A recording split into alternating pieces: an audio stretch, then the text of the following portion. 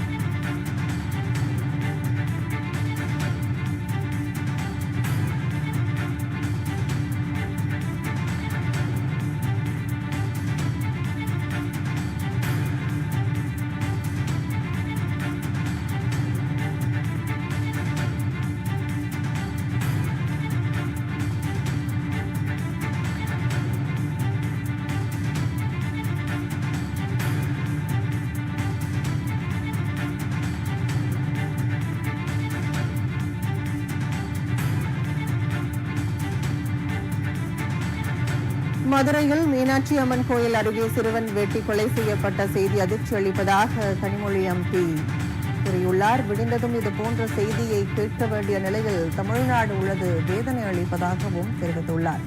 குழந்தைகள், பெண்கள், மாற்றுத்திறனாளிகள், முதியவர்கள் என யாருக்கும் பாதுகாப்பு இல்லாத மாநிலமாகிவிட்டது தமிழ்நாடு என்றும், சட்டம் ஒழுங்கு கடுமையாக சீர்குலைந்துள்ளதை இந்த புதிய அரசு அறிந்துள்ளதா என்பதே சந்தேகமாக இருப்பதாகவும் கனிமொழி எம்பி தெரிவித்துள்ளதை அண்மை செய்தியாக பார்த்து வருகிறோம்.